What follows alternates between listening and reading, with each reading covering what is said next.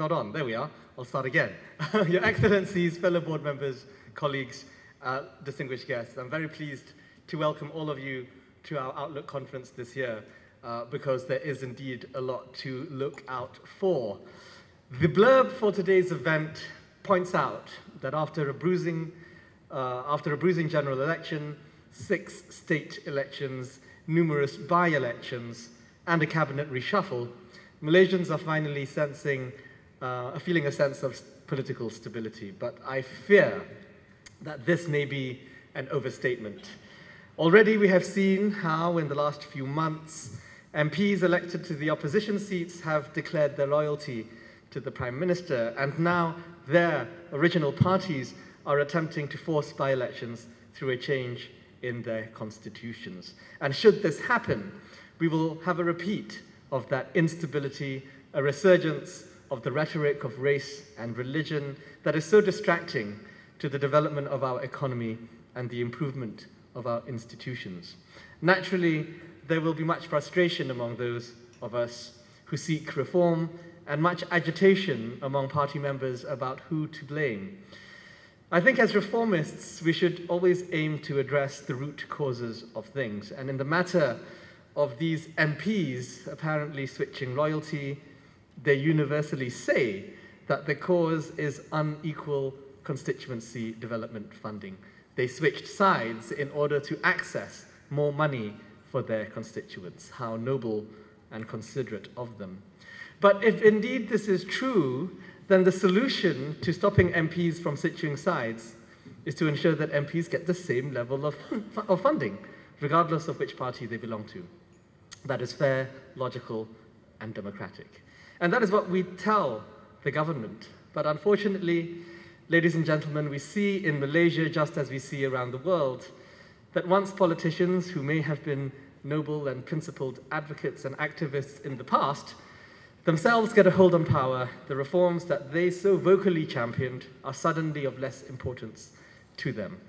They see policies and practices as mere tools to be used to keep themselves in power. So we see the same disparity of concern when it comes to being enraged about the economy or the pathetic state of the ringgit or the corruption cases of their newfound political allies. Of course, like many in the audience, I have friends on both sides of the aisle, and so I understand the political pressures of opposing for opposition's sake, and I sympathize with the pressures of having an activist turned minister now having to compromise. But this is why civil society must continue to be resilient, to speak without fear or favor. For we, at least those of us not chasing political office for the time being, are not interested in personal glory. We are interested in improving our country, and we don't need to take the credit for it. There is no electoral dividend. We want to normalize debates about improving public policy based on evidence and best practice. And for now, I feel confident that think tanks and NGOs have become a permanent part of the fabric of Malaysian democracy. And that's why I'm so proud of my team here at Ideas. They slog throughout the year, working to research and advocate on so many unsexy areas of policy, with only the hope that government, whether this one or a future one, will take notice and implement our recommendations. We are helped by some of the democratic reforms that have already taken place, in particular, the establishment of parliamentary select committees and all-party parliamentary groups, which means that backbench YBs finally have a role to play in the formulation of policy in a cross-party basis. I have to say I have been pleasantly surprised by the gusto with which some YBs have become experts on, say, political finance reform or refugee rights, independently forming views that may be different from their party leaders. This shift in the role of being a legislator marks a permanent change in the way a YB thinks of their job, and this improves Malaysian democracy for the better. Of course, Malaysia may be much affected by developments elsewhere, with 76 countries scheduled to hold elections at various levels this year. I was just in Brazil, which is chairing the G20 summit this year, and BRICS and COP30 next year. I was surprised at the enthusiasm they have for Malaysia driving home the point that we need to get our own house in order for us to be more effective on the global stage. I hope that today's interlocutors will illuminate and provoke debate. As ever, I thank our sponsors, in particular today, the Canadian High Commission, and I wish all attendees a great day ahead. So thank you, and wassalamu alaikum wa rahmatullahi wa barakatuh.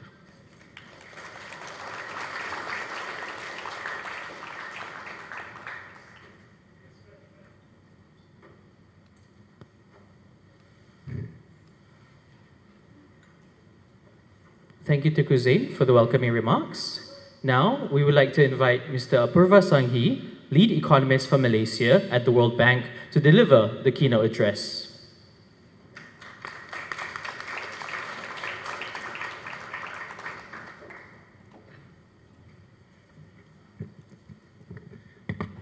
Good morning, everybody. I'd like to thank Ideas for this invitation, and it's a pleasure indeed to be here. Now, I'm going to start off with a brief overview of what's happening in the global economy. And people often actually refer to me as a walking global economy. You know why? My hairline is in recession. My stomach's a victim of inflation. And together, that puts me in a Great Depression.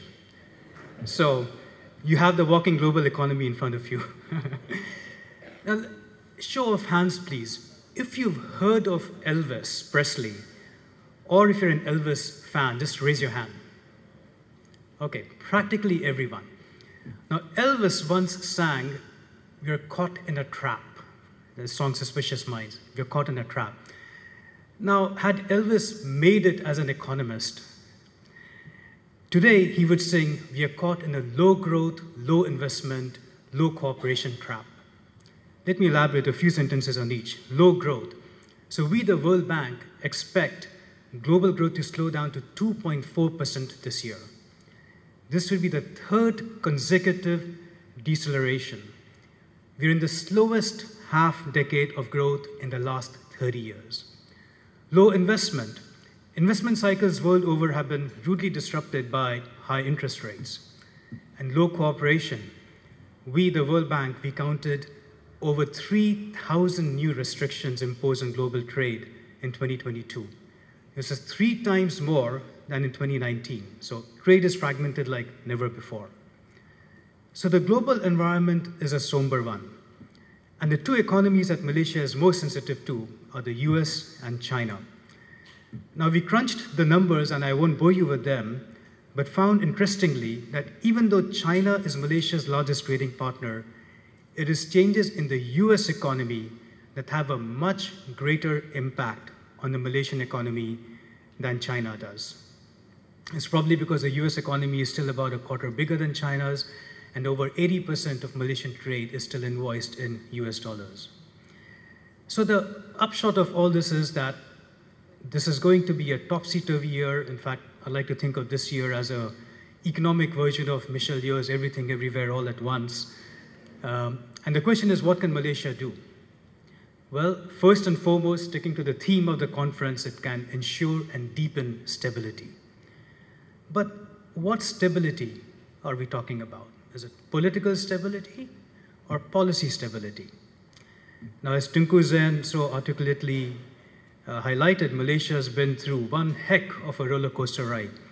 4 prime ministers in 4 years, a truly, genuinely first coalitional government, and going back the seminal 2018 GE results that turned the page on an era of political stability. And the common view is that political stability in Malaysia hurts the economy. But does that have to be the case? So take neighboring Thailand, which has been subject to multiple coups and political changes. Yet there's been remarkable policy stability in terms of tax policies, business regulatory frameworks, adherence to prudent macro buffers, and so on. So what was Thailand's driver of policy stability? Well, it stemmed from after the Asian financial crisis, which etched never again in the Thai DNA.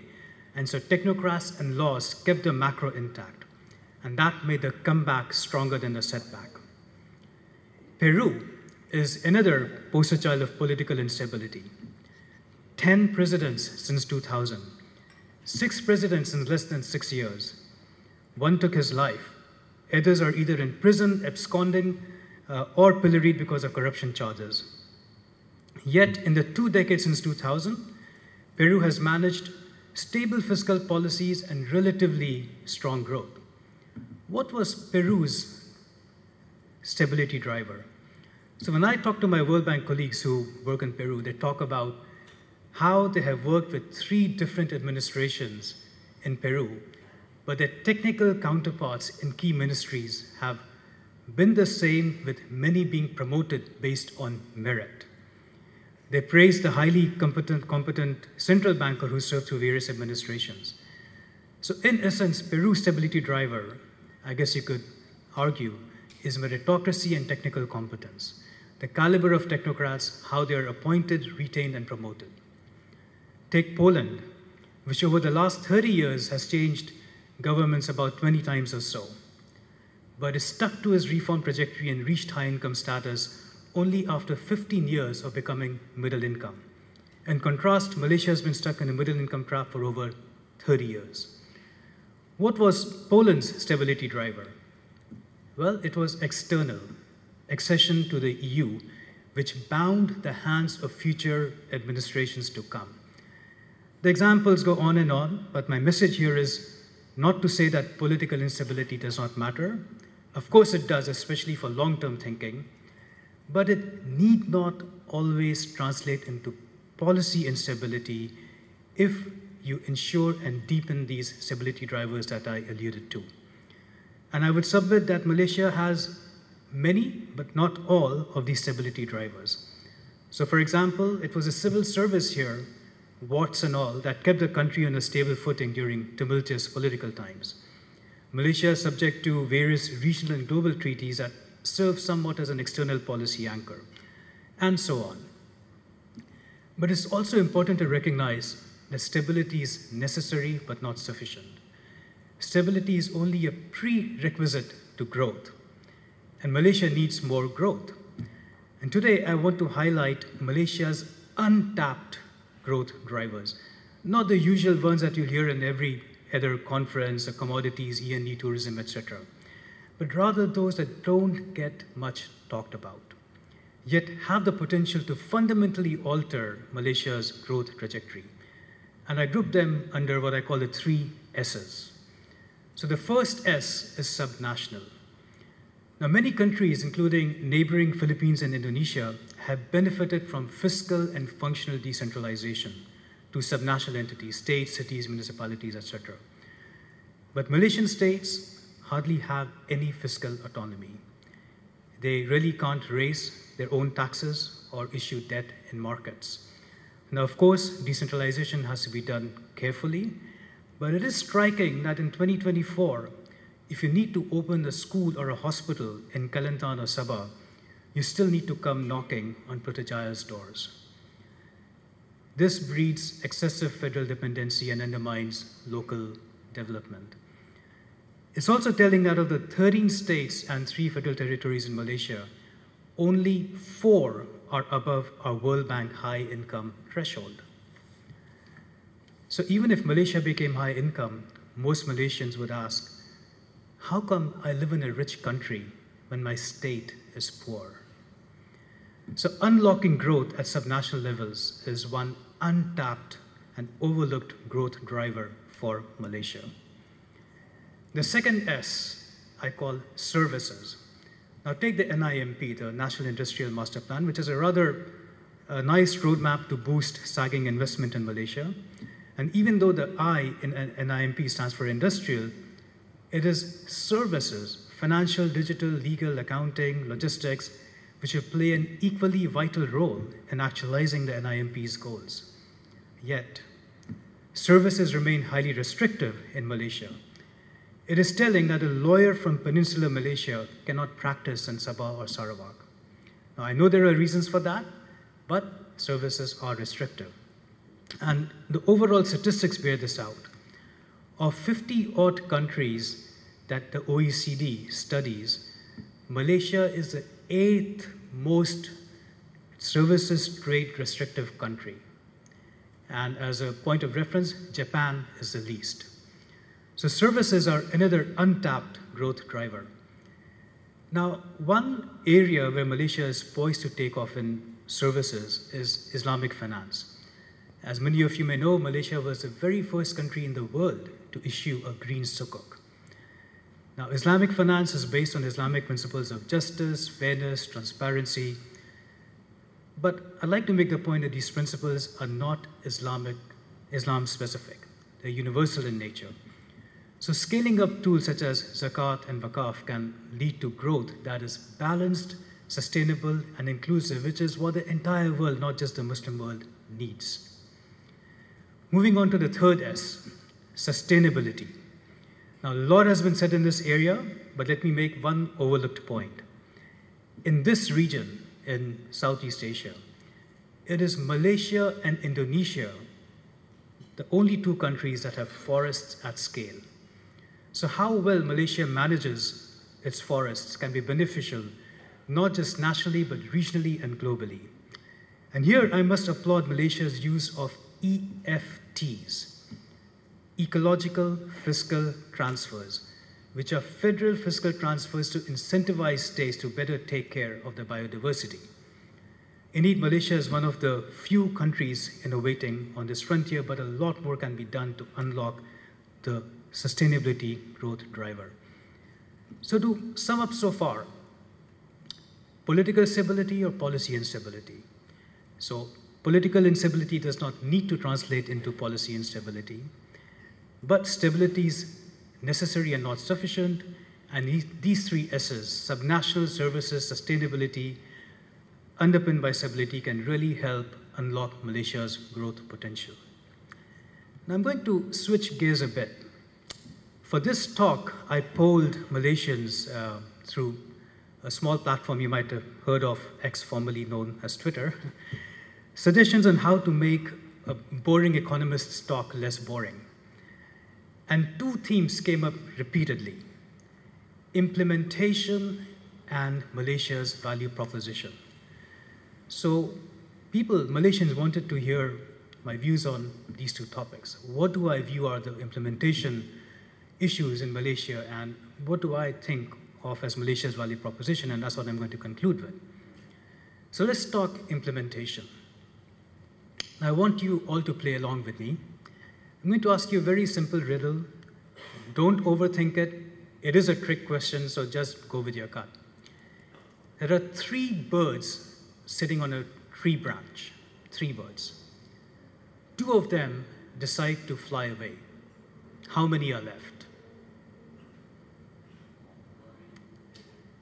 1, I mean, it's a trick question. The instinct is to say 1.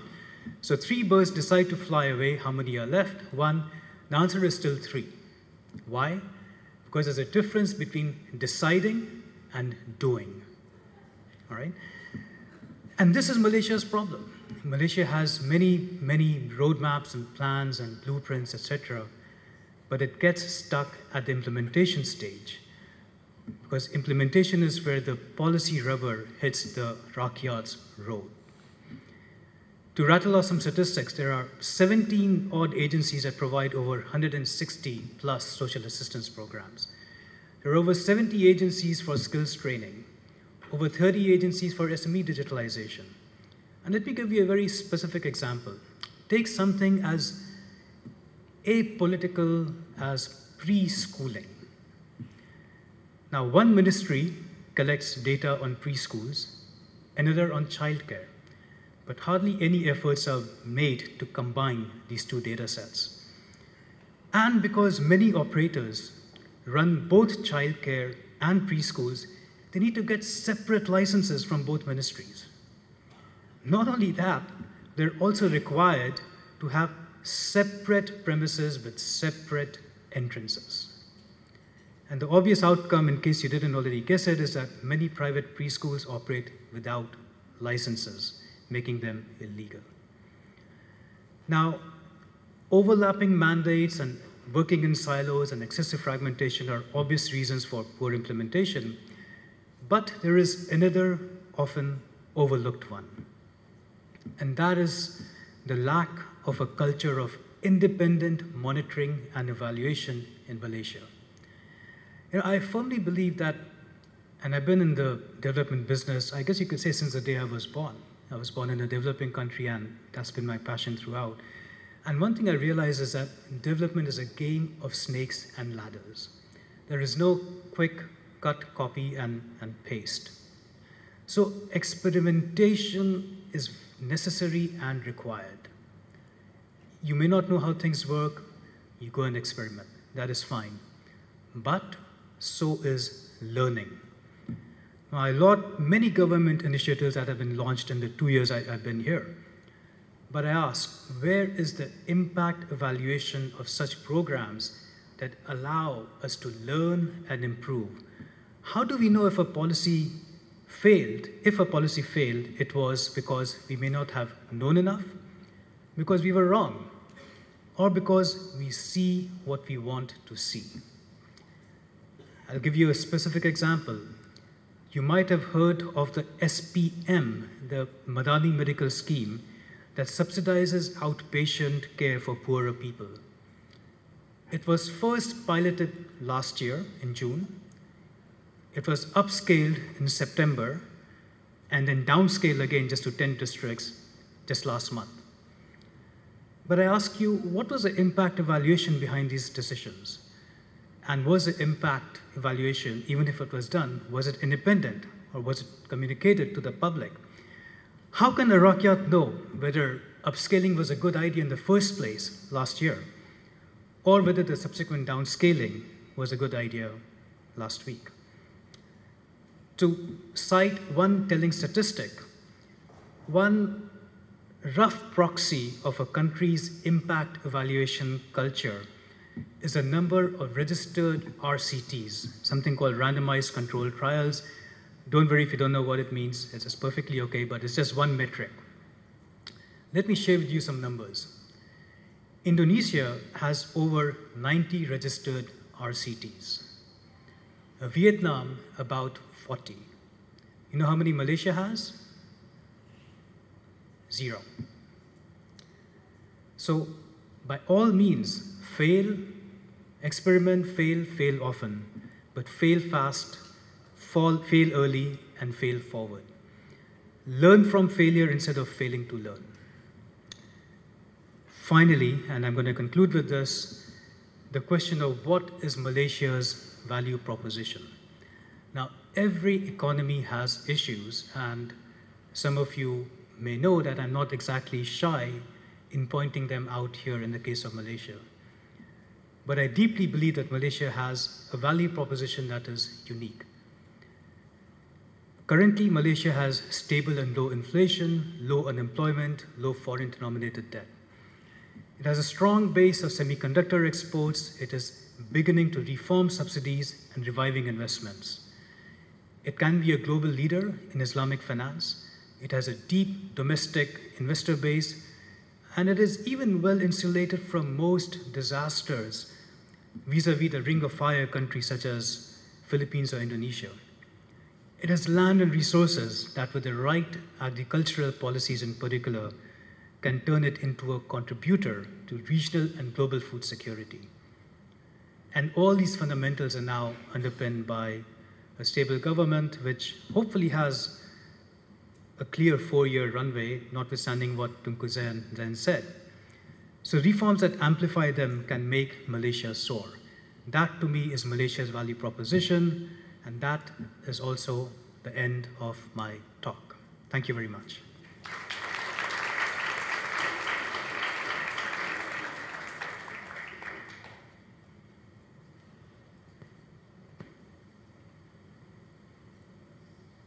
Thank you, Mr. Apurva, for the keynote address. It has definitely set the tone for today's discussion. Ladies